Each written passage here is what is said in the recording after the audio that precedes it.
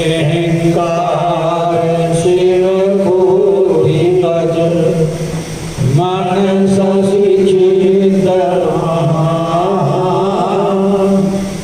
मनुज भास सचराचर रूप राम भगवान सिया पति राम जय जय राम जय जय प्रभु राम जय जय राम करो कल्याण राजा। परमादरणीय समुपस्थित मानस प्रेमियों, भगवत चरणारविंद अनुरागियों, लंका कांड में आप मंदोदरी द्वारा रावण को भगवान का विश्वरूप जो बताया है उसका श्रवण करें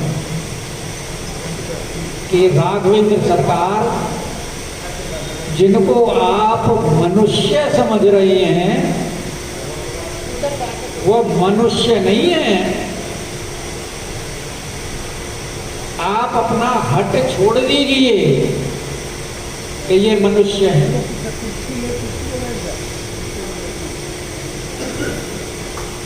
ये मनुष्य नहीं है, ये विश्व रूप है और समस्त चराचर विश्व इनके अंदर निवास करता है। और भगवान के विराट स्वरूप का वर्णन करते हुए बताया कि इनका चरण पाताल है, शीश ब्रह्मलोक है, बाकी देवताओं का अंग अंग में निवास है।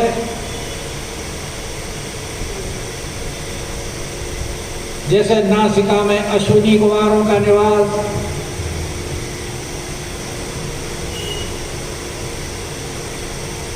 कान उनके 10 हैं 10,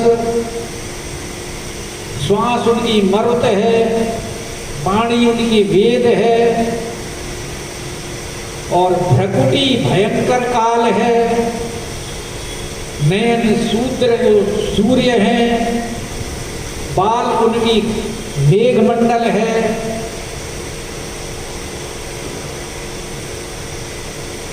और अधर उनके लोभ हैं, दांत उनके यम है, यमराज। भाई समस्त ब्रह्मांड में जब प्रलय होती है, वैसे तो नित्य प्रलय होती रहती है,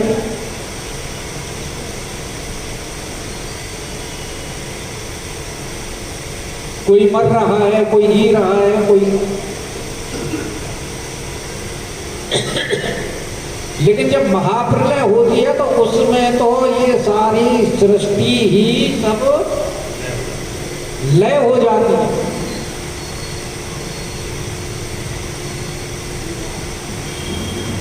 तो जब वो सारी जब सृष्टि लय होती है, प्रलय होता है, तो ऐसे महाकाल भी भयंकर काल भी भगवान के दांत हैं। जब दसन कराला, कराला भी मतलब बहुत कठोर, कोई बच नहीं पाता।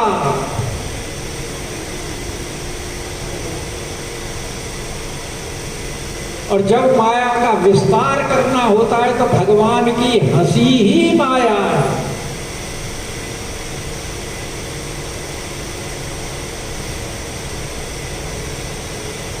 और भगवान की भुजाएं ही दिक्पाल हैं।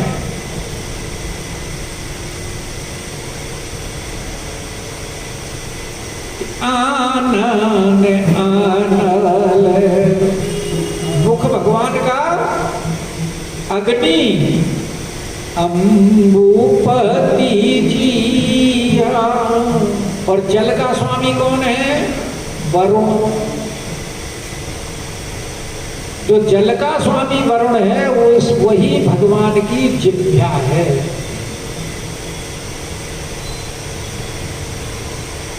और भगवान की जो चेष्टा है,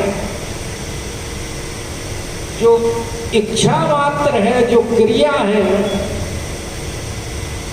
वही उत्पत्ति पालन प्रलय यही है। भगवान को कुछ करना नहीं पड़ता। वेद कहता है एको हम बहुश्यामि, मैं एक से अनेक हो जाऊं। तो भगवान को कुछ करना पड़ा, इच्छा की और एक से अनेक हो गए। तो भ्रकुटी विलास सृष्टि लय हुई, जहां जरा सी यूं तिरछी नजर की और बस उत्पत्ति भी हो गई, पालन भी हो गया और प्रलय भी हो गई।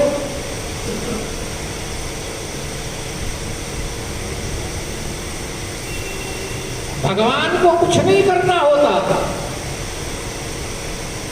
भगवान के तो सेवक ही ऐसे ऐसे हैं कि जो माया भगवान की जो सबको नचाती है, वो ही भगवान के सामने हाथ जोड़े खड़ी रहती है कि प्रभु क्या आदेश है। और वो भी सिर्फ भगवान को कहना नहीं पड़ता, वो भगवान की चेष्टा के ऊपर नजर रखती है कि अब भगवान क्या चाहते हैं।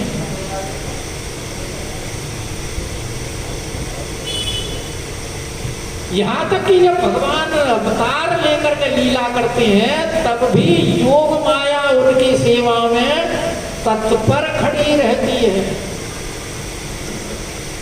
भगवान ने अब कौन सी लीला करनी है, तो उस लीला के अनुकूल वातावरण बनाना योग माया का कार्य है। अब भगवान ने बरसाने जाना है, अब भगवान ने वृंदावन जाना है, अब भगवान ने गोवर्धन जाना है, गोचारण करने जाना है। तो जैसे भगवान की इच्छा होती है, तो जैसे अष्टदल कमल होता है, भगवान की लीला भूमि अष्टदल कमल के भांति है। और कमल जब सिकुड़ता है तो वो स्थान नजदीक आ जाते हैं, और जब वो फैलता है तो दूर चले जाते हैं। तो भगवान की जब जो लीला, वृंदावन जाना है तो वृंदावन वाली पंखुड़ी नजदीक आ जाएगी। ये सब योग माया का कार्य है। वो भगवान को कुछ कहने की आवश्यकता नहीं होती, वो सिर्फ देखती रहती है कि भगवान की अब इच्छा क्या है। उन्हें कुछ नहीं करना, सेवक बहुत है करने वाले। उत्पत्ति पालन प्रलय स्वामी, ये तो सिर्फ चेष्टा है, क्रिया है, कुछ नहीं है। रोम राज्य एकादश भारा, अब शरीर के अंदर रोम भी होते हैं, जैसे नाभि से ऊपर रोम होते हैं, रोमावली। बहुत से तो शरीर में असंख्य रोम होते हैं। और भगवान के तो एक एक रोम में रोम रोम प्रति लागी है कोटि कोटि ब्रह्मांड। लेकिन वो किनके बारे में वर्णन है? महाविष्णु, कारण समुद्र साई विष्णु। कारण समुद्र साई के अंश हैं गर्भोदशाई विष्णु, उनके अंश हैं क्षीरोदशाई विष्णु। इनमें भी अलग अलग कैटेगरी है। जो क्षीर सागर में निवास करते हैं वो क्षीरोदशाई विष्णु, जो अनंत ब्रह्मांडों के गर्भ में वास करके उनमें क्रिया करते हैं वो गर्भोदशाई विष्णु। उनके ही स्वेद से ब्रह्मांड के अंदर जल होता है जिसमें क्षीरसाई विष्णु शयन करते हैं, जिनकी नाभि से कमल निकलता है उसमें ब्रह्मा जी रहते हैं। और वो गर्भोदशाई विष्णु भी कारण समुद्र साई के अंश हैं।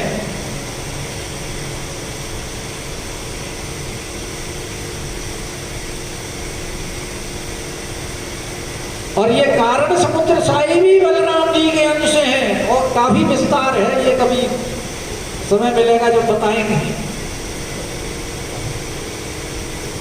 जैसे हमारे ये भगवान का चारों का स्वरूप है राम लक्ष्मण भरत शत्रुघ्न, ऐसे ही वहां भगवान श्री कृष्ण बलराम जी प्रद्युम्न और अनिरुद्ध,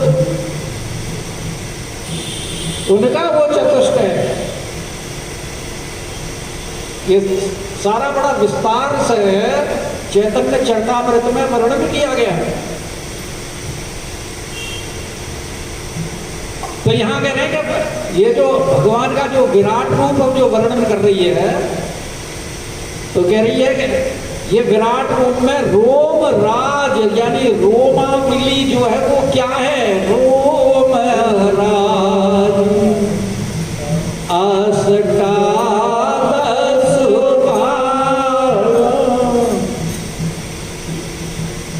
अष्टादश माने 18 भार रोमावली हैं, वनस्पति हैं, वृक्ष हैं, पेड़ पौधे हैं, औषधि हैं। कितनी है ये सब? 18 भार। और एक भार कितना होता है?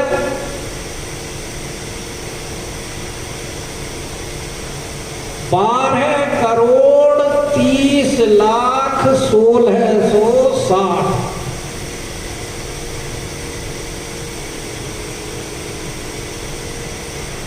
और ऐसे 18 भार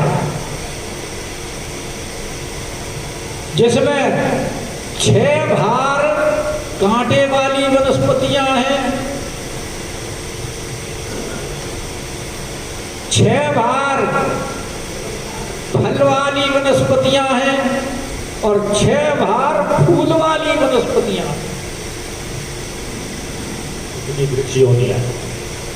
इतनी प्रकार की वनस्पतियां हैं, वैरायटी। ये भी योनियों में आते हैं। और लगा लो संसार में कितनी वैरायटीज की वनस्पतियां हैं। तो यहाँ मंदोदरी बता रही है, देखो कितना ज्ञान है मंदोदरी को। करो मेरा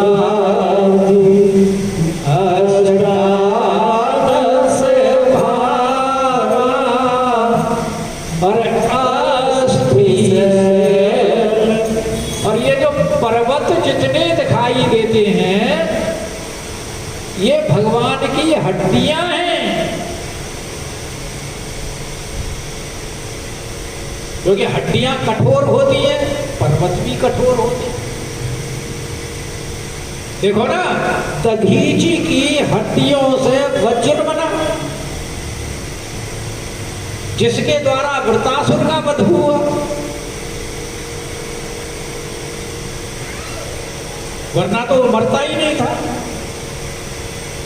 और उसको भी वज्र के साथ समुद्र के फेन को लपेट करके तब उसको मारा गया। क्योंकि उसने कहा कि ना सूखे से मरूं ना गीले से मरूं। और फेन जो होता है ना सूखा होता और ना गीला होता।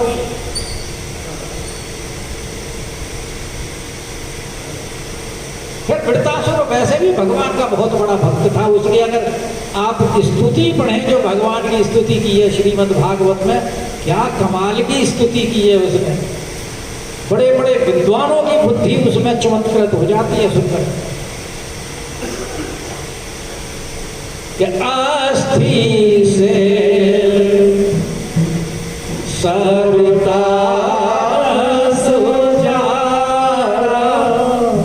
और ये जितनी नदियां हैं ये भगवान की नसें हैं, नसों का जाल, नस जारा। 72,000 नदियां हैं। जितनी नाड़ियों की शरीर में, जितनी नाड़ियां होती होंगी, पर मंदोदरी बता रही है कि नदियां 72,000 हैं, भगवान की नाड़ियां हैं, नस जारा, नाड़ियों का।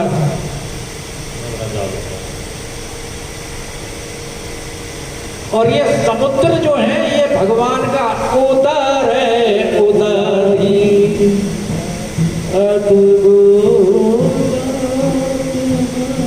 ये भगवान का क्या है, पेट। नाभि जो होती है, नाभि भी तो पेट में ही होती है। और नाभि कितनी गहरी होती है। ब्रह्मा जी कमल में बैठे बैठे सोच रहे थे कि मेरी उत्पत्ति हुई कैसे हुई, कुछ दिखाई नहीं देता, पता नहीं लगता। देखूं जरा, और उतर गए कमल नाल में। ढूंढते ढूंढते थक गए, कोई और छोर नहीं मिला। वापस फिर वही कमल में आ गए। नाभि गंभीर, इसलिए कहा है उदर है, उदर भी आरे गो जात न। और जो मलमूत्र विसर्जन करने के जो हैं वो है नरक।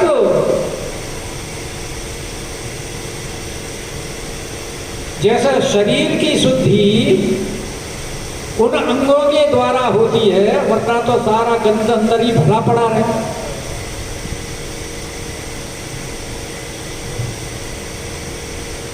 तो शिष्ट इत्यादि नंबों से जो शुद्धि होती है, ऐसे ही नरकों के द्वारा भी जीवों की शुद्धि होती है। जो उनको जम यातना, नरक यातना दी जाती है, नरक यातना इसीलिए ही दी जाती है कि तुमने जो कर्म किए हैं उन कर्मों का अगर आप यहाँ नरकों में फल भोगोगे तो तुम्हारी शुद्धि हो जाएगी। आगे के लिए तुम अपने कल्याण के लिए प्रयास कर सकते।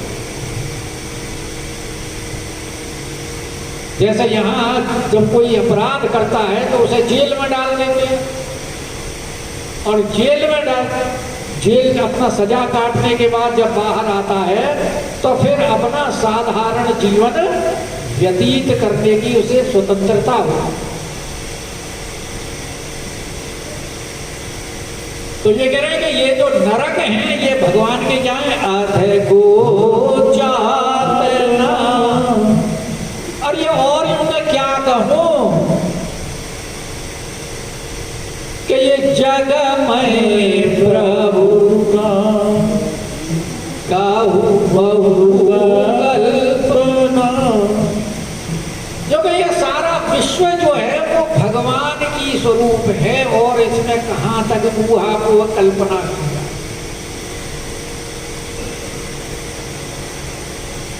लोक कल्पना वेद कर अंग अंग प्रतिजा। जब वेद ही कल्पना करते हैं, पूर्णतया सत्य नहीं बता सकते,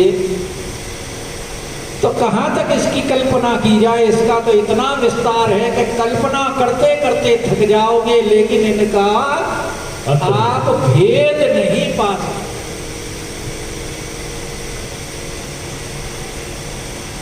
अंतःकरण चतुष्टय में मन बुद्धि चित्त अहंकार 4 होते हैं। स्थूल से सूक्ष्म की तरफ बढ़ते हुए मंदोदरी कहते हैं कि मन बुद्धि चित्त अहंकार में अहंकार क्या है? अहंकार ही शिव है।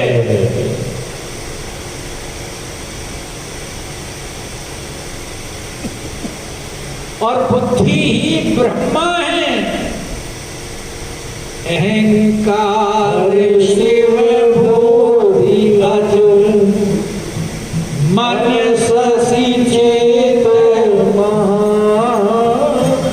और मन ही चंद्रमा है। जैसे चंद्रमा चंचल ऐसे मन भी चंचल। चंद्रमा का एक नाम मनसिज भी है। और चित्त महान मतलब महत्त्व, महान तत्व यानी कौन? जो परम पिता परमात्मा विष्णु जी है वो महत्त्व है, महान है। मठाधीश आ गया। मठाधीश आ गया। अरे भाई धन्य हो, धन्य। ताली बजाओ भाई मठाधीश आ गया।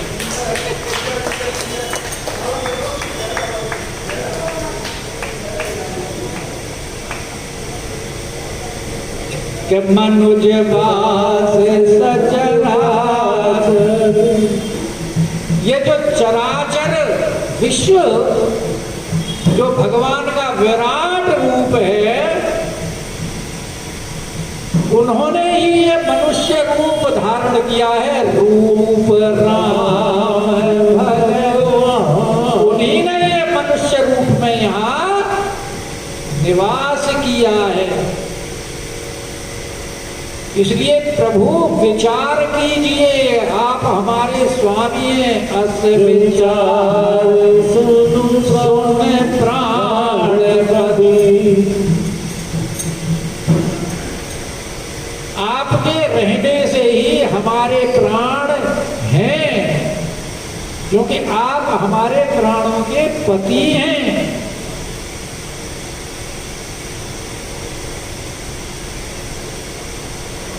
इसलिए विचार कीजिए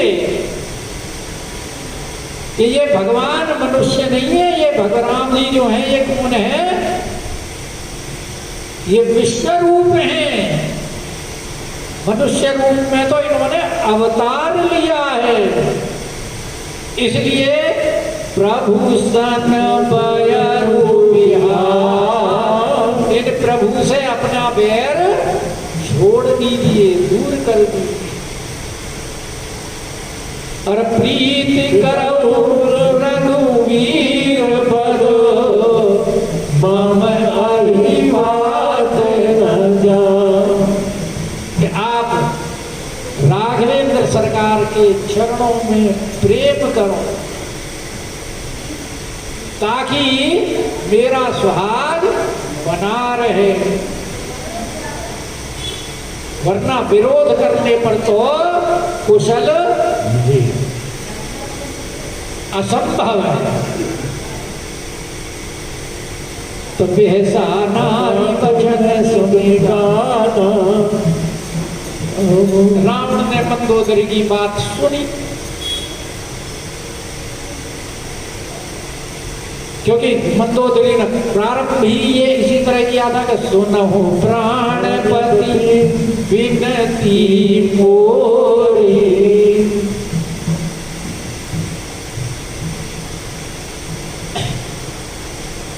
तो रावण ने बड़े ध्यान से सुनी और ध्यान से सुन करके फिर हंस पड़ा।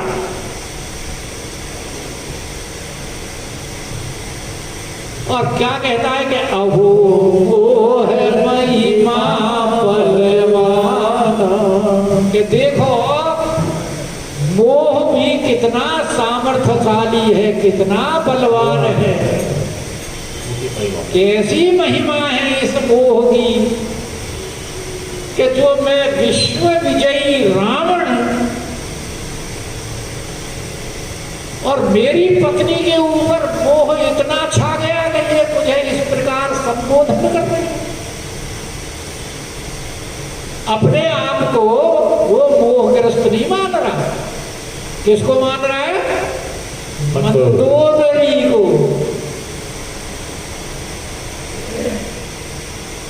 कि नारी स्वभाव सत्य सब कही, अवगुण आठ सदा उर रहनी। कहते अब तक तो मैंने कहावत सुनी थी कि स्त्रियों के अंदर 8 अवगुण होते हैं, लेकिन आज पता लगा कि ये बात सुनी हुई सत्य है, कोई किसी ने गलत नहीं कहा था। और वो अवगुण कौन से हैं? साहस, चपलता, माया, भय, अविवेक, असोच,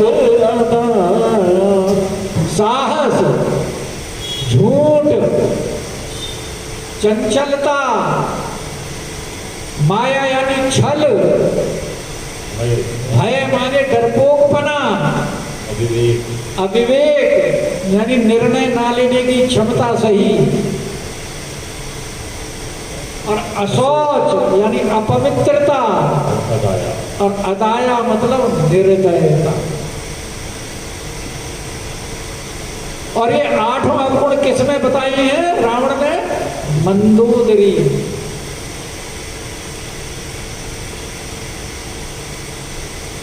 कहते हैं नारी स्वभाव सत्य सब कहे, अवगुण 8 सदा हुर। कि इसका देखो साहस, देखो मेरे जैसे विश्व विजयी के सामने, और उस मनुष्य का इस प्रकार महिमा मंडन कर रही है, वर्णन कर रही है।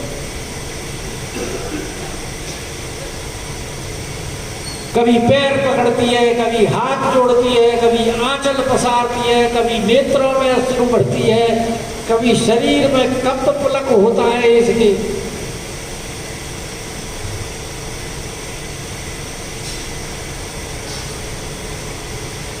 और अनंत झूठ ये है कि उसका झूठा वर्णन कर रही है, जबकि मेरा वर्णन करना चाहिए था इसको इस बारे में। ये सारे गुण तो मेरे अंदर हैं, उसके अंदर थोड़ी है। कितना झूठ बोल रही है।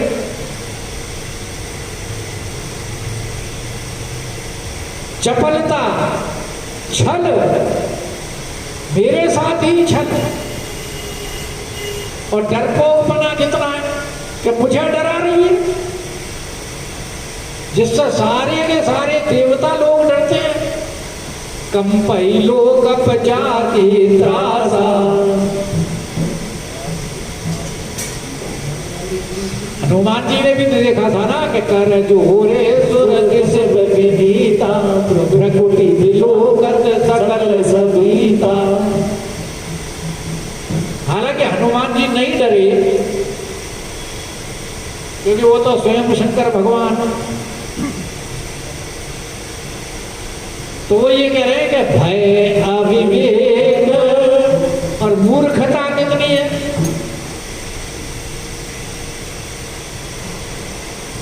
ये मूर्खता ही तो कहलाएगी कि जिसके बारे में वर्णन करना चाहिए उसके बारे में नहीं कर रही, और दूसरे के बारे में कर रही है, जो एक तपस्वी है, जिसको पिता ने घर से निकाल दिया है, वन वन भटक रहा है।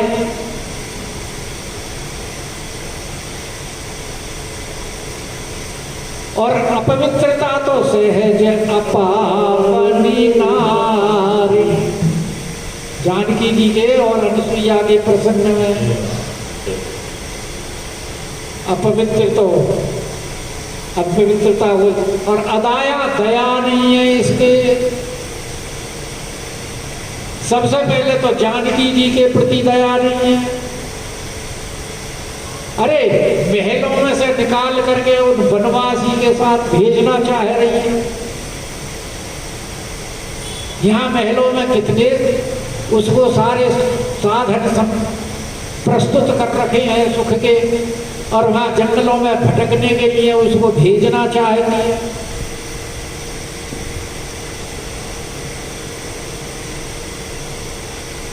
राक्षसों के ऊपर दया नहीं है, बानर भालू जो उनका आहार आए हुए खाने के लिए उनके प्रति दया नहीं है, उनको यहाँ से वो वापस करवाने के लिए सोच रही है कि जानकी जी को ये दे दे तो वापस चले जाए। मेरे प्रति दया नहीं है कि मैं जानकी जी को चाहता हूं और मेरे से अलग करना चाहती हूं।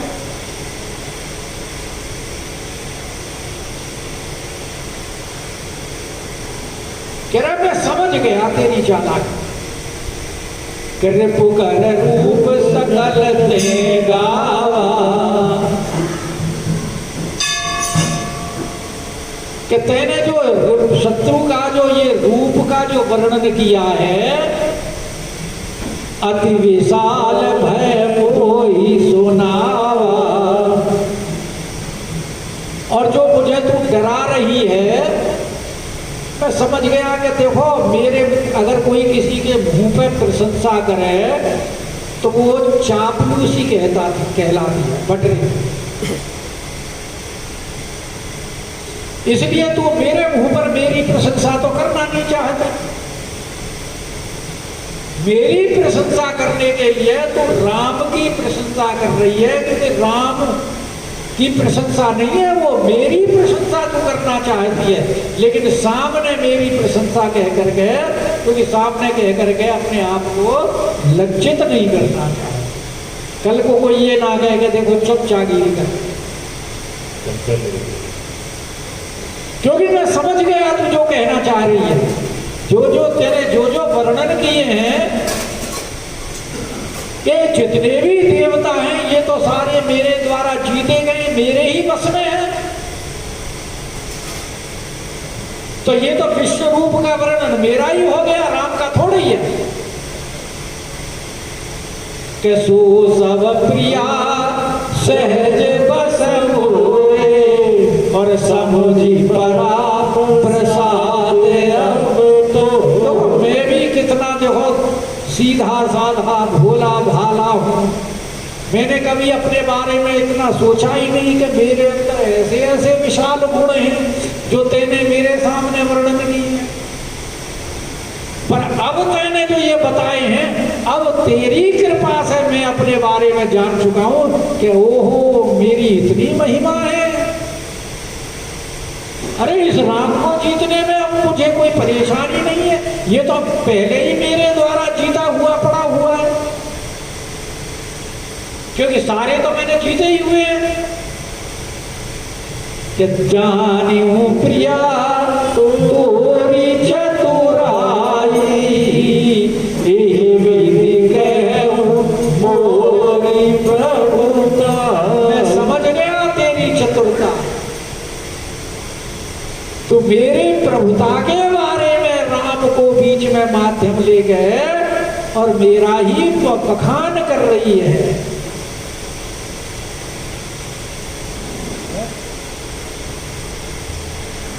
कि तब बत कही मृगलोचनी,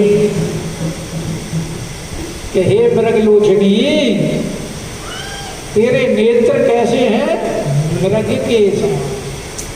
जैसे मृग को देखने में भ्रांति होती है, ऐसे ही तुझे भी देखने में भ्रांति होती, क्योंकि रेगिस्तान में जहां जल नहीं होता वहां मृग को जल दिखाई देता है। ऐसे ही जिस राम के अंदर कोई गुण नहीं है, उस राम के अंदर तुझे गुण दिखाई दे रहे, क्योंकि तू मृगलोचनी है। मृग की तरह जैसे मृग भ्रमित होता है, वैसे तू ही भ्रमित हो रही है। कि तब बत कही गूढ़ मृग लो, इसलिए तेरी बातें जो हैं ये मैं समझ गया, बड़ी रहस्य भरी है। कि समुझत सुख सुनत सुनने में तो बड़ी, समझने में तो सुख। अगर कोई समझे इनके अर्थ को, गहराई को, तो उसे पता लगे कि ये क्या कहना चाहती है, तो सुनने में तो सुखप्रद लगती है और भय को मिटाने वाली भी है।